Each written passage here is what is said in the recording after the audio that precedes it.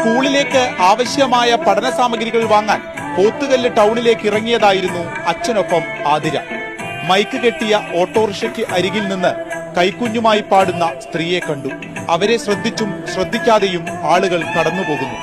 പാട്ടിലെ ഇടർച്ച എത്രമാത്രം അവശതയിലാണ് ആ സ്ത്രീയെന്ന് വിളിച്ചു പറയുന്നുണ്ടായിരുന്നു.